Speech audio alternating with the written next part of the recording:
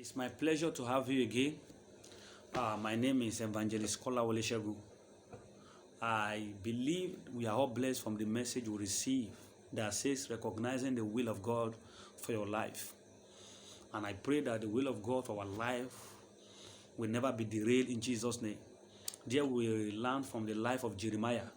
In the book of Jeremiah chapter 1 verse 5, God told him that before that was formed in thy belly, I have known thee and I have appointed thee as a prophet over Israel. To every man that is being given birth to on earth, God has a mandate and God has a purpose for everyone. There is no one that is being given birth by an accident before God. To you, it may be that you did not plan that baby to come to life, you did not plan that pregnancy, but God knows about it, and God have designed what that baby is going to be. There are many men, there are many people today that they ought to be a medical doctor, but they find themselves in another field. Such people cannot reach out to the life God has placed within their capacity, because there are some people God has put within your power, God has placed within your territory, God has placed within your capacity to touch their life. And when you are not working under the aspect or the will of God, when you are not standing in that place that God wants you to be standing, you will not be able to reach out to those souls. Those souls will not be able to be saved, they will not be able to be blessed. So those souls will not be able to be lifted up. Because if you are not lifted up, those souls will not be lifted up.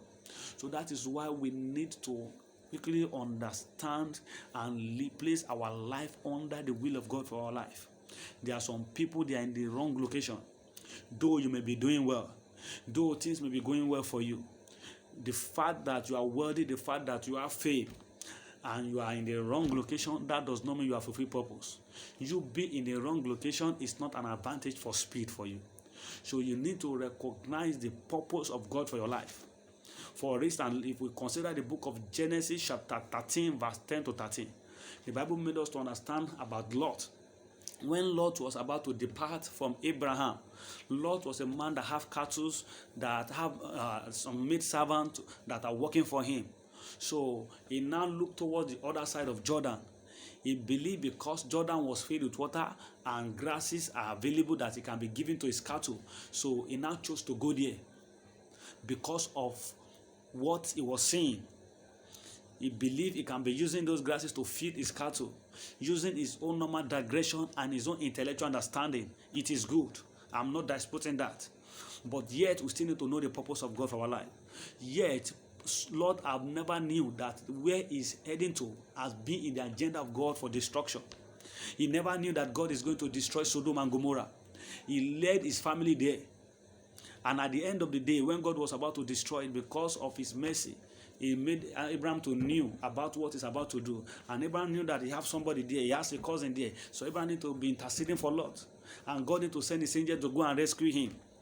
And as a result of that, the wife of Lot was perished there. As a result of that, when they get to a destination,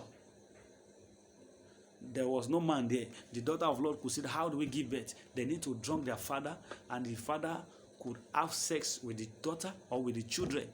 And the children gave birth to their father, which is an abomination before God and before man. The children gave birth to their father, and they gave birth to a two nations called the Moabite and the Amorite.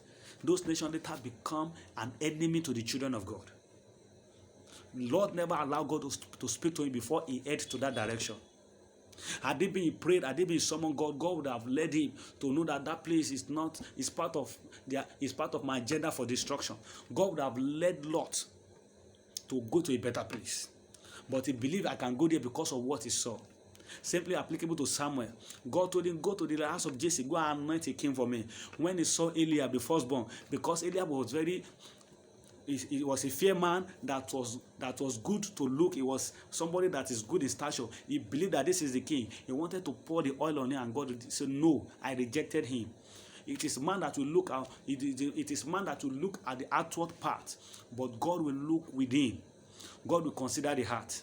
That is why I told you earlier that there is no aspect of your life that is too small for God to decide for you. If you want to go into business, if you want to get married, the husband you want to get married to, or maybe the sister you want to get married to, the brother you want to get married to, let God speak to you. Let God decide so that you will not regret, as of Samson. that left that died at the middle of his age. Your portion will not be as of those people that die at the middle of their age in Jesus' name. So we need to be careful